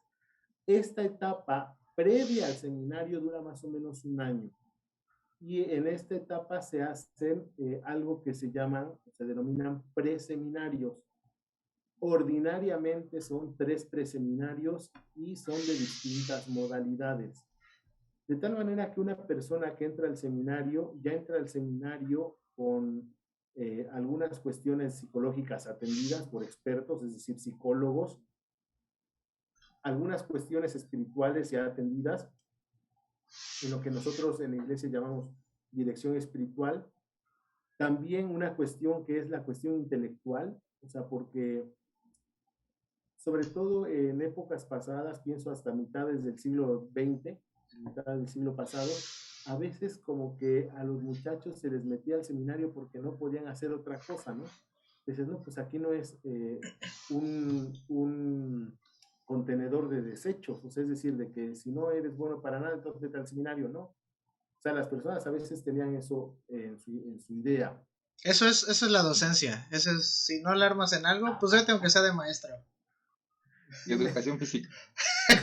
Ya si no, aunque sea de educación física. Ya por lo Tiene que menos. ver, aparte de las cuestiones psicológicas, también las cuestiones intelectuales, porque sí es mucha exigencia la que hay dentro de un seminario, porque se requiere seriedad a la hora de formar a los seminaristas. Entonces, particularmente las dos fundamentales épocas del seminario mayor, que son el filosofado y el teologado, es decir, donde se estudia la filosofía y la teología, sí requieren de mucho estudio. sobre todo leer mucho y saber comprender e interpretar cada cosa que se lee. O sea, pienso en los muchachos que están en filosofía, que de pronto están leyendo a Kant, o que de pronto están leyendo a Hegel, o que de pronto están leyendo a Leibniz, o de pronto están leyendo a Habermas, ¿no? Entonces, sí necesitan esa cuestión. Y una vez que están en eso, también lo necesitarán para los estudios teológicos. Entonces, la etapa de selección, o sea, no es tanto un examen de admisión, sino es como una etapa de admisión. Ahora, el hecho de que una persona entre al seminario no significa que ya se va a ir derechito hasta la ordenación de sacerdotal, ya que lo ordenen sacerdote, sino es una cuestión de que cada etapa del seminario es también una especie de filtro, no es la palabra más adecuada, de filtro, pues para saber quiénes sí tienen un deseo real, quieren seguir echándole ganas, y quienes a lo mejor por descuido o porque estaban buscando sentido a su vida, llegaron al seminario y la verdad es que la vocación sacerdotal no es lo suyo. Todas las etapas sirven para eso. De hecho, hace algunos años, después de muchos años que se requieren para la formación sacerdotal, aquí en la zona de Veracruz se implementó, bueno, y esa idea se ha retomado en muchas otras partes del mundo, algo que se llama año de inserción, que es después de todo lo que ya estudiaste y ya discerniste y ya pensaste y ya lo pusiste en oración, todavía te dan un año más fuera del seminario para que tú te vayas fogueando en lo que ya es la labor como sacerdote, algo así como si fueran las prácticas profesionales, y también ese es un momento como de discernimiento y de que se evalúen. Al final al final no es que ya pasó todas las etapas, pero resulta que a lo mejor pasó bien todas las etapas, pero los formadores desconocieron algo que el seminarista se guardó, ¿no? Al final hay una cosa que es muy delicada que se llama los escrutinios. ¿Qué son los escrutinios? Pues los escrutinios en secreto consultan a personas para que den testimonio de tu vida y ver si hay algo que no esté correcto o que a lo mejor se escondió durante algunos años y que por ahí va surgiendo. Entonces, esos escrutinios sí son muy delicados y tienen que ser muy honestos, o sea, porque se busca el bien de la persona, pero también el bien de la institución. Es decir, que busquemos a los candidatos más idóneos y que tengan esa idoneidad probada. Entonces, eso es de, ya, este siglo XXI, ¿no? Antes era muy diferente. No, fíjate que ya desde el 65, los seminarios como los conocemos hoy, haciendo historia, como los conocemos hoy, nacen en el siglo XVI, en el Concilio de Trento. De hecho, por eso a muchos seminarios de gran tradición, o sea, que son muy antiguos, se les conoce como seminarios conciliares, es decir, que nacieron dentro del concilio. El Concilio de Trento lo que va a hacer es que, miren, hasta el siglo XVI, cada obispo, que es el encargado de la formación de sus sacerdotes, pues tenía como las pautas fundamentales para la formación sacerdotal. Cuando se estandarizan ya de una manera más concreta estas pautas de formación en el siglo XVI con el Concilio de Trento. Y vamos a decir que las pautas ya, así como las definimos ahora, tienen como su fundamento en un decreto que se promulga en el Concilio Vaticano II. El Concilio Vaticano II termina en el 1965. El decreto se llama Optatam Dosius, que es un decreto sobre la formación sacerdotal. Entonces, ahí como que delinea cuáles son los parámetros mínimos que se deben atender en la formación sacerdotal. Ya después, en 1992, Juan Pablo II va a sacar una exhortación apostólica que se llama Pastore Dabo Vobis, y la Pastore Dabo Vobis ya delinea también esto de las líneas generales que debe tener la formación de sacerdotes. Por si esto fuera poco, cada conferencia episcopal, es decir, los obispos de cada país, hacen una especie de directorio. Aquí el último, el más nuevo en México, es de 2017 y son las normas básicas, se llama Normas Básicas y Ordenamiento básico para los estudios de la formación sacerdotal en México.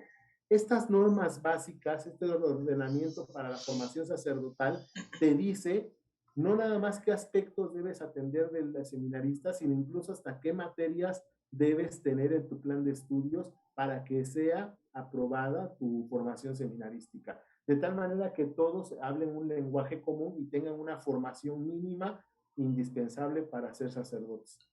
O sea, es como ustedes, ¿no? O sea, ustedes tienen que llevar, bueno, ahora no sé qué materias estudien propiamente, pero ustedes tienen que llevar una materia sobre fútbol y ustedes ahí ven las reglas nacionales y la norma internacional del fútbol, de tal manera que ustedes puedan competir en un campeonato nacional, pero también un día que los manden a Rusia o a China o a España, puedan competir allá y los españoles sepan cuáles son las normas que en todo el mundo se requieren. Algo así son los estándares que se tienen que seguir en los seminarios. Oye, Álvaro, no, voy yo, Ángel. Y así, ahorita que platicabas del ingreso a uno de los seminarios, pues ya a Ángel lo conoces de hace mucho tiempo, a mí apenas nos acabamos de conocer, pero pues ya con la experiencia que tienes de los alumnos que has tenido ahí, porque Ángel tuvo la iniciativa en algún momento de entrar. Yo lo sé que en su cabeza algún día rondó esa idea. ¿A quién le verías, digamos, o qué porcentaje crees que tengamos los dos de haber pasado el preseminario? No, mira, la verdad es que yo he visto de verdad cómo Dios actúa. Porque a veces, o sea, sí llegan unas piedras de río que tú dices, ay, ¿cómo voy a sacar un diamante de aquí, no? Y salen diamantes, ¿no? Y a veces llegan diamantes que se convierten en piedras, ¿no? Y dices, ay, caramba, o sea, sí con el destello me impactó. Entonces yo creo que ahí tenemos, o sea, no se trata de nada más juzgar así de manera ligera, digo. O sea que sí tiene potencial, Ángel, sí lo podemos pulir, vaya. Pues si yo se lo deja. Bueno, en sus tiempos sí pudo haber sido una buena piedra de río. Sí. Miren, ahí la historia, en los 2000 años del cristianismo, hay muchas historias respecto a esto de la conversión. O sea, nosotros sabemos que muchos santos tuvieron un pasado que pudo ser oscuro, pero siempre buscaron un futuro más claro, vamos. Por poner el ejemplo clásico, tenemos ahí a San Pablo, Saulo de Tarso. Ese cuate era pues un perseguidor de cristianos, había sido testigo de la ejecución incluso de San Esteban, y después se convierte y se vuelve un gran cristiano. En el siglo IV, siglo V, al norte de África, en Tagaste, en el siglo IV nace Agustín. Agustín, hijo de Mónica y de Patricio, fue un muchacho muy inquieto, o sea que él mismo en un libro llamado Las Confesiones, pues narra su vida de pecado, ¿verdad? De adolescencia y demás.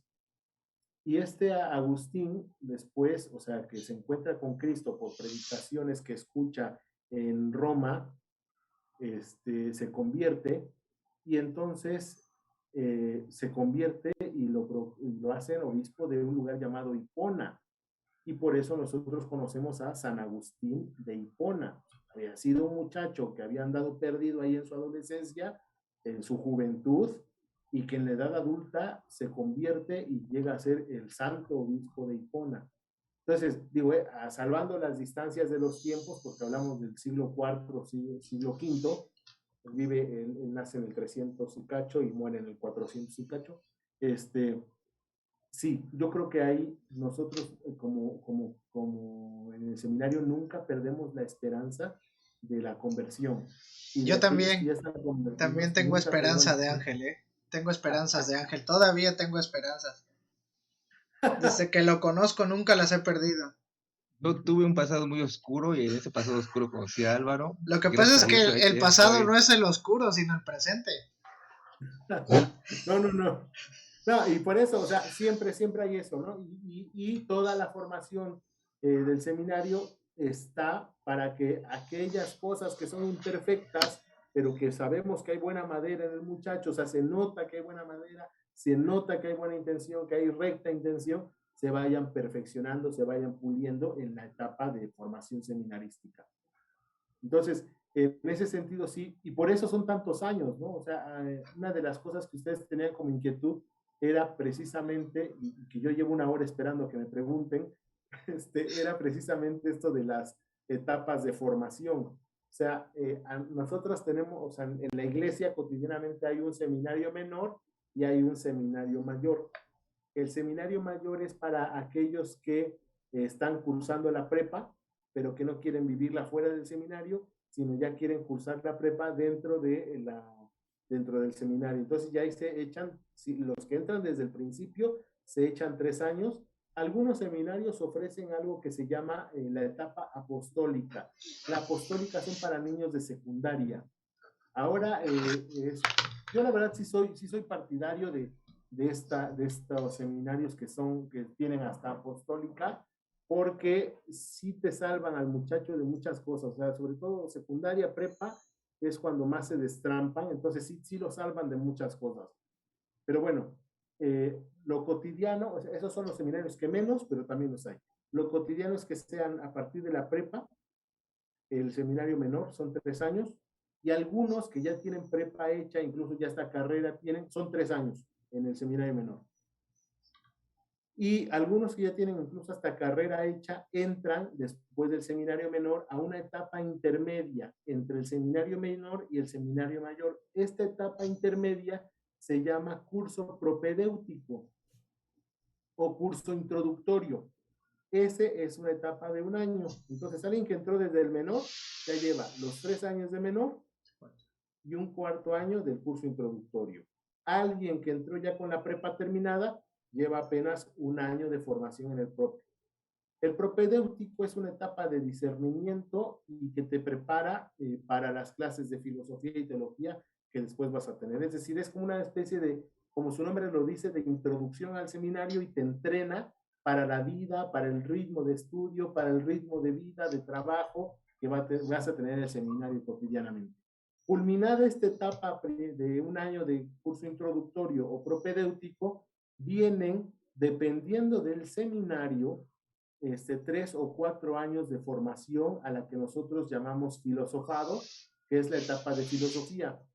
Cotidianamente han sido 3 años de filosofía y, por ejemplo, aquí en Orizaba, que los muchachos que estudian filosofía tienen un reconocimiento oficial de licenciatura, ellos tienen que hacer 4 años. Entonces, imagínense, un muchacho que ya entró desde el menor, ya lleva 3 de menor, 1 de prope, y aquí en Orizaba, chútate otros 4 de filosofía, y ya llevamos 8 años de formación. Terminando la etapa de formación de filosofía, viene la etapa de teologado. Filosofía y teología ya es seminario mayor. Viene la etapa de formación en el seminario que es el teologado, es decir, ya estudiaste las cuestiones del hombre y las cuestiones de tipo racional en la filosofía, ya más o menos las entendiste. Bueno, ahora vas a entender, o sea, porque para acceder a Dios necesitas la razón. Acceder a Dios por la fe es súper fácil, pero no es lo más recomendable, porque entonces cuando tu fe se ponga en juego, vas a perder justo esa confianza en Dios. Entonces, primero necesitamos llegar a Dios, o sea, el camino difícil es llegar a Dios a través de la razón, por eso te preparan la filosofía para estudiar la teología. En teología, sí, lo común es que sean 4 años. Entonces, una persona que entró desde menor lleva los 3 años de menor, 1 de prope, 4 de filosofía y 4 de teología. Hasta ahí van 12 años de estudio. 12. Alguien que entró a partir de prope lleva 9 años de estudio. Después de la teología viene lo que se le llama el año de inserción pastoral. Este es un año ya en donde todo lo que aprendiste lo vas a poner en práctica y van a ver un poquito también a los formadores, les ayuda. Ya todos vieron qué virtudes y talentos trae cada alumno. ahora van a ver cómo los desarrolla esos talentos y esas virtudes. Entonces ya lo van ubicando como en áreas, ¿no? O sea, hay padres que les gusta la docencia y por ahí los van enfocando, hay padres que les gusta la cuestión pastoral y las misiones y demás y por ahí los van enfocando, hay padres que son diestros para las cuestiones administrativas y de derecho canónico y por ahí los van enfocando. Ahora, ahí viene un año más. Entonces, alguien que entró desde el seminario menor tiene hasta ahí 13 años y alguien que entró en el profe tiene 10 años. 10. Y después ya viene lo que se llama formación permanente, que son cursos que reciben cada año y algunos padres que vienen con la o que van por la especialidad. Y las especialidades aquí en México, pues cotidianamente se hacen en grandes instituciones, universidades, y pueden durar de 2 hasta 5 años. Y lo cotidiano es que se vayan los padres que son muy diestros para esas cuestiones intelectuales, los manden a la Universidad Gregoriana de Roma. La Universidad Gregoriana de Roma es la más importante universidad católica. Es como si un ingeniero quisiera especializarse y lograra tener una beca en el MIT, ¿no? O sea, pues es lo máximo en ingeniería, pues ahí se va. Entonces, nosotros en la iglesia tenemos la Gregoriana de Roma. En la Universidad Gregoriana de Roma, pues ahí depende de la especialización, va de 2 a 5 años la formación y allá se tienen que ir a estudiar unos 2, 3, 4, 5 años, dependiendo de la especialidad. Y pues ahí algunos no van solo una vez, sino varias veces en su vida porque son muy buenos. O sea, yo tuve un maestro, un sacerdote, cuando estuve haciendo actualización filosófica en México, que era un especialista en Javier Zubiri. Javier Zubiri es un filósofo español, alumno de Martin Heidegger. Pues este sacerdote era un especialista en Javier Zubiri. Javier Zubiri es complejo, su pensamiento es difícil de entender y él te lo explicaba, decías, wow, este tipo es de veras un experto. Bueno, fue maestro, se llamaba el padre Jaime Calderón Calderón, ahora ya no es padre, sino es obispo y está en la diócesis de Tapachula, me parece que está allá en Chiapas, él es de Morelia, es un obispo. Pues tú dices, sí, o sea, la capacidad intelectual y de trabajo que tiene el señor, pues obviamente lo llamaron a ser obispo, ¿no? Entonces, pero él hizo su doctorado, o sea, no nada más hizo un máster allá en la Gregoriana, sino hizo un doctorado en filosofía, o sea, es toda una eminencia, un gran tipo. Entonces, sí hay muchos años de formación y la verdad es que esta idea y esto es una tradición que se trae desde la Edad Media. En la Edad Media, o sea, muchos dicen es una etapa oscura y entonces la verdad es que la iglesia fue la que conservó la cultura y fue la que conservó el pensamiento griego y lo trajo hasta nuestros días. En la Baja Edad Media se da lo que son las escuelas catedralicias que después van a resultar en lo que nosotros conocemos ahora como las universidades. Entonces, gracias a los monjes que conservaron ese legado de estudio, de dedicación, tenemos las grandes universidades que se fundan en la Edad Media, pero también la iglesia hereda como esa seriedad en la formación de sus alumnos. Entonces, sí, el camino intelectual de un sacerdote es largo y algunos que destacan en eso disfrutan mucho esa parte de la formación. Como todas las cosas, hay quien tenga su cariz, ¿no? O sea, voy a pensar, por ejemplo, a ver, todos los que estudiaron educación física deben tener el tórax de Michael Phelps, ¿no? O sea, sí, sin un gramo de grasa. Pues la verdad es que no, o sea, habrá algunos que no les guste tanto el deporte y demás, pero son maestros de educación física y son buenos en otras áreas. Lo mismo en los sacerdotes, o sea, hay algunos que destacan mucho en el área intelectual y hay otros que les gusta más el área pastoral, de trabajo, y vamos complementando todos esos carismas dentro de mí, todos esos talentos, ¿no? Sí, Marín, y ya después de todo esto que nos platicaste, de todo, pues lo intelectual, como decías, yo estoy seguro que también hay alumnos que cuando tú los tuviste fueron muy bromistas o muy pesaditos o muy confianzudos, O muy incluso piedras. a lo mejor ¿Cómo? Muy piedras de muy río, piedras, ¿no? dice, muy cabeza. Fíjate ¿Es que alguna anécdota mira, así que digas, alguna yo anécdota que tú tengo, digas, esta está buenísima para contar? Sin decir yo nombres. del seminario que tengo mejores recuerdos es el de Tehuacán. Tuve grandes alumnos, muy buenos alumnos, pero también de Tehuacán recuerdo a un alumno que después salió del seminario, pero cuando yo llegué a Tehuacán, este cuate debía una materia que a mí me tocaba dar la segunda parte. Entonces era lógica. La materia de lógica es una cuestión casi rayana en lo matemático. Entonces dije, chispas, o sea, me dicen, mire, profe, pues usted va llegando, pero aquí está este paquete, ¿no? Este alumno debe el extraordinario del año pasado. Yo digo, chispas, no me gusta ejecutar alumnos que no sean míos, ¿no? Dije, bueno, pues vamos a hacer, digo, mira, tú tienes todo mi apoyo.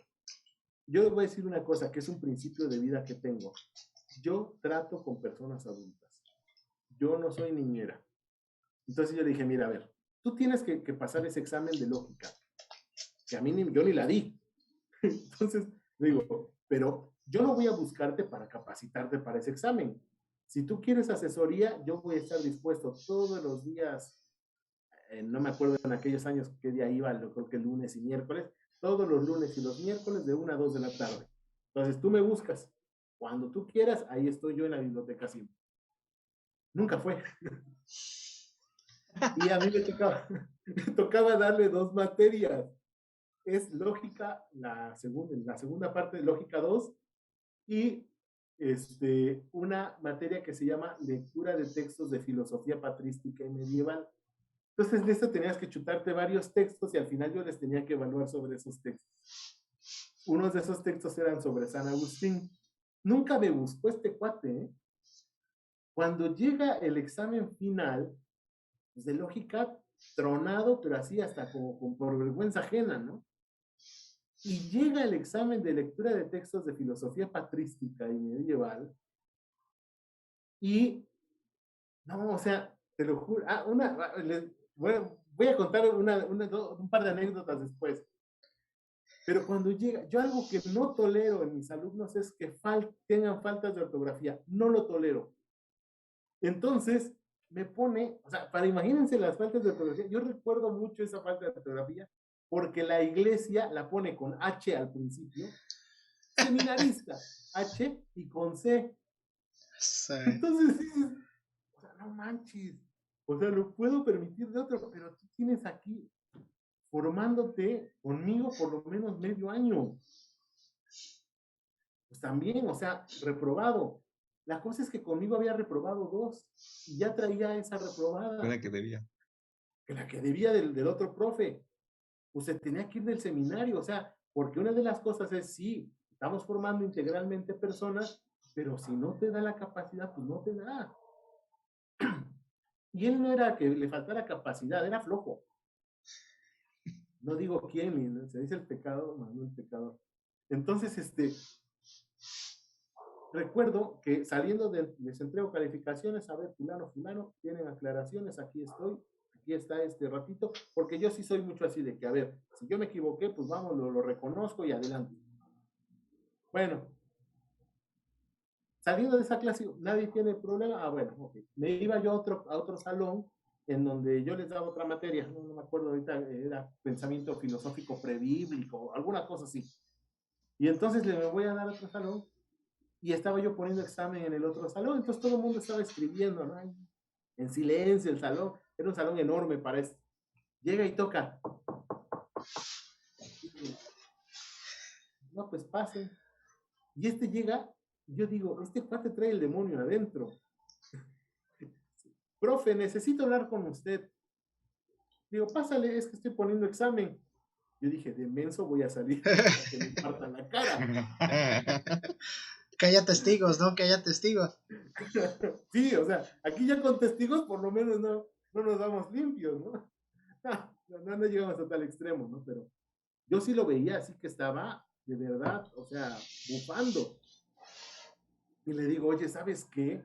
Pásale, estoy ocupado aquí con el examen, pero están haciendo examen. Dije, este cuate ya no me está respetando. Entonces digo, mira, estoy en examen, ¿quieres hablar conmigo ahora? Tienes que pasar. Si quieres esperarme, espera a que termine mis 2 horas de clase y hablamos. Y pues este cuate no se va a esperar. Pasó. Bueno, el examen se ve que lo había arrugado así, pero hasta dejarlo como servilleta y lo había tirado. Y así mugroso con lo que había sacado del bote de basura, lo extendió. Es que vengo a aclarar esto. Y me presenta el examen. Bueno, pues ahí me salió lo Linares y lo Montalvo y dije, a ver, mira, aquí están tus errores, tas. Y conste, yo todavía levantando así, y conste que no estoy considerando las faltas de ortografía por benevolencia. Ni tampoco esta mancha de chetos que trae aquí en medio, ¿eh?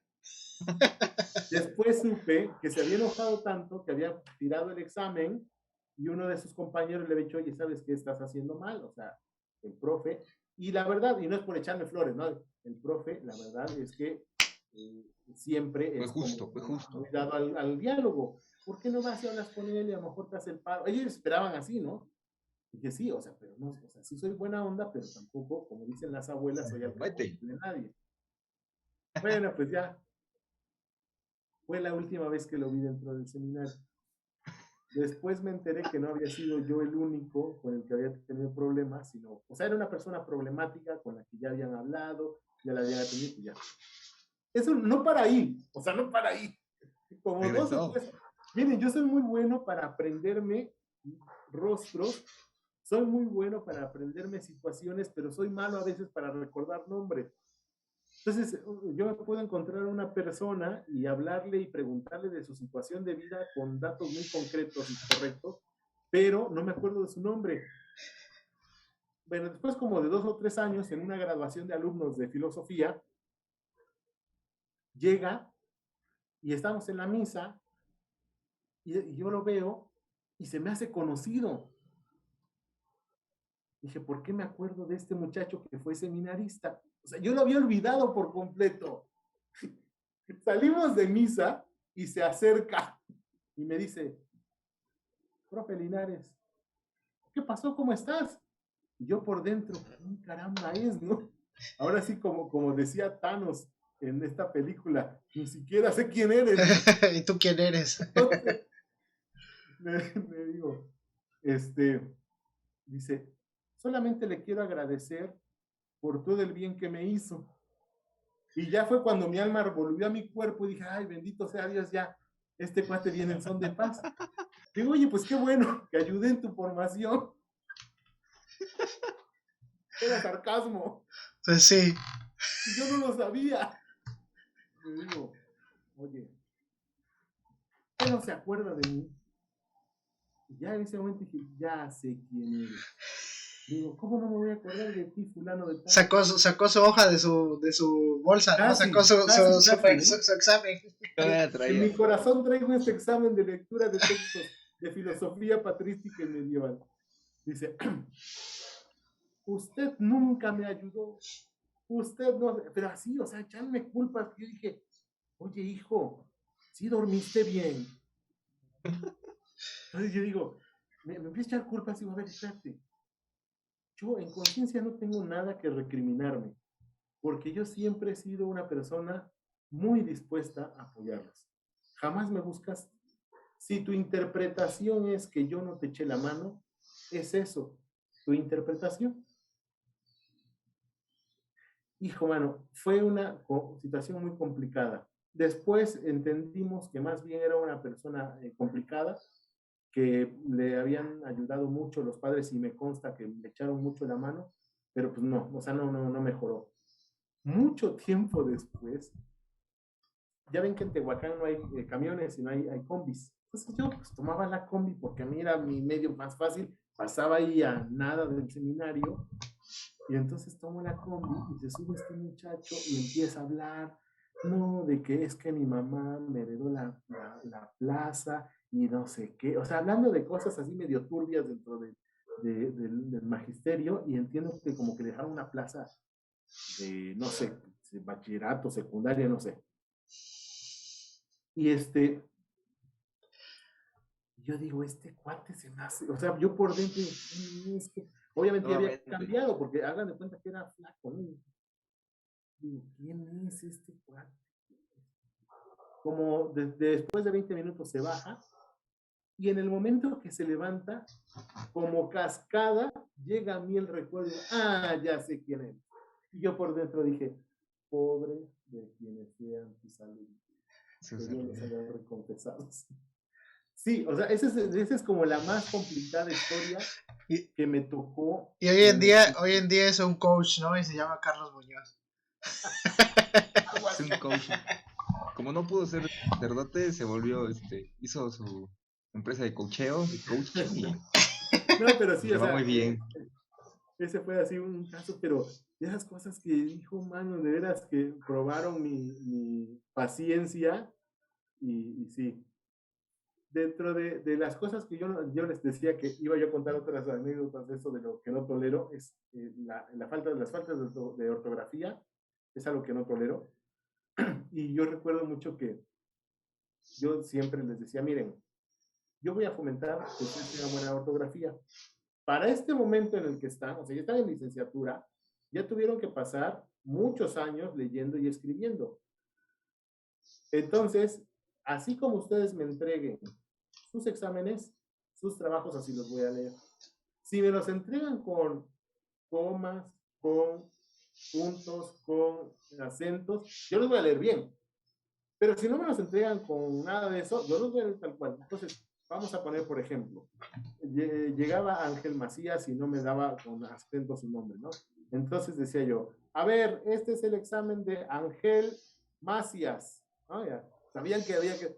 Este es el examen de Luis Hernández. Este es el examen de Gertrulio Sánchez, ¿no? Y empezaba yo a leerles. Bueno, una vez me acusaron de que era yo un maestro. Saben que esta es generación de cristal. Una vez me acusaron de que era un maestro que humillaba a los alumnos. Tenía su sello de mejor no hubieras nacido. Y otra cosa que yo no toleraba era, a ver, yo sospecho que se trata, o sea, yo digo que un principio de vida es que trato con personas adultas, no con niños que necesiten mi asesoría. Bueno, yo no entiendo de un niño que le tengo que enseñar desde cero. Yo estoy en la universidad, a nivel de facultad. No lo tolero que me escriban una respuesta con lápiz. O sea, eso te lo acepto de un niño de primaria que está aprendiendo a poner las mayúsculas con rojo y las minúsculas con lápiz.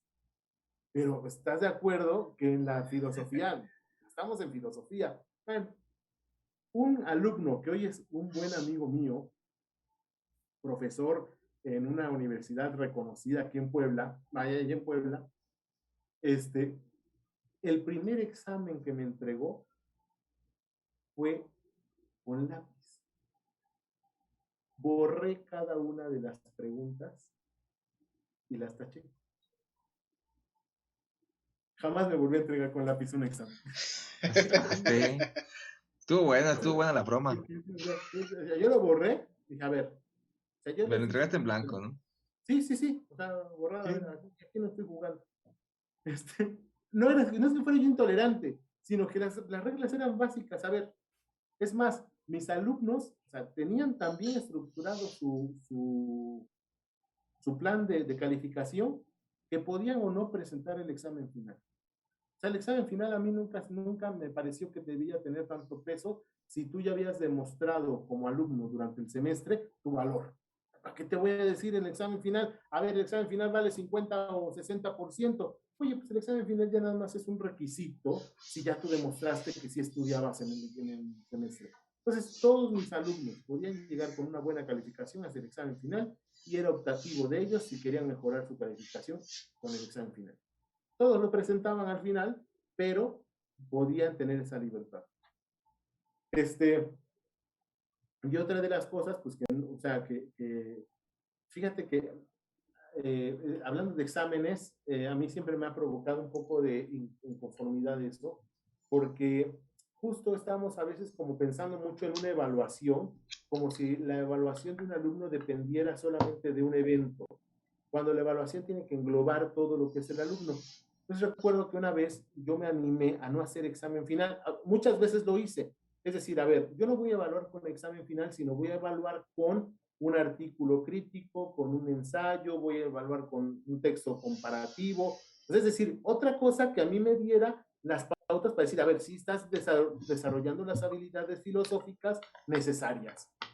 Bueno, un día yo me animé a no evaluar ni siquiera con eso, sino fíjense que me animé, estaba yo viendo ética con ellos, y estábamos viendo este diálogo intercultural.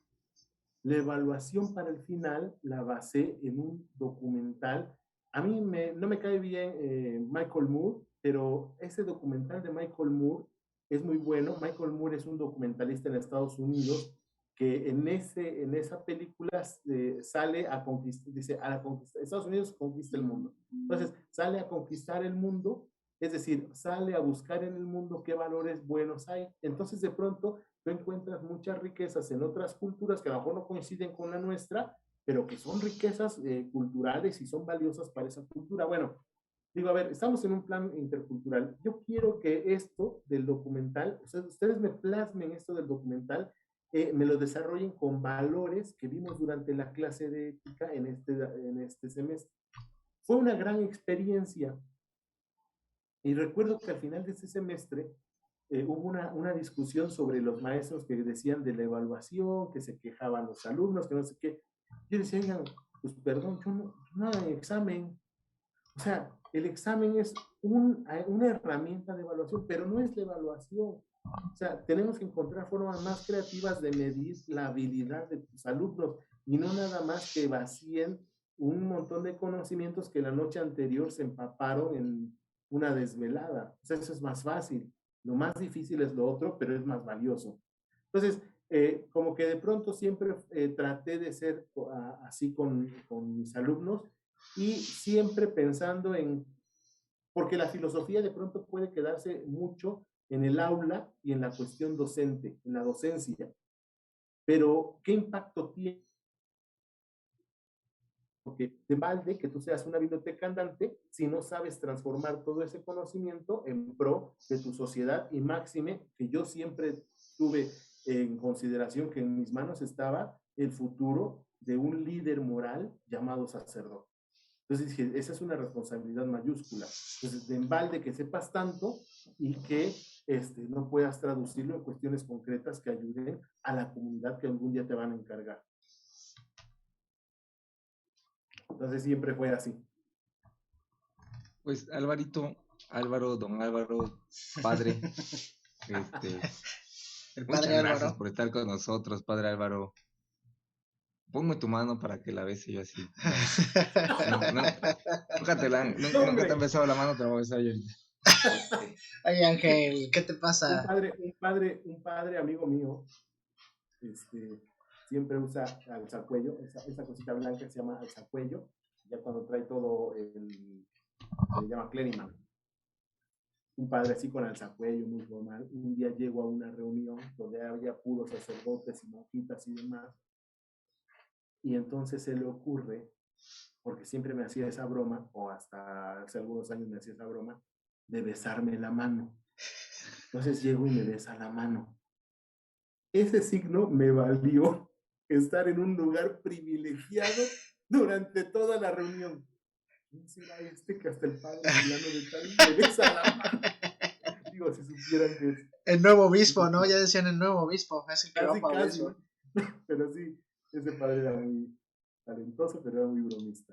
Te llevaban café, pues, te llevaban cosas, todo ahí para el nuevo padrecito que no conocían. Sí, algo así, casi.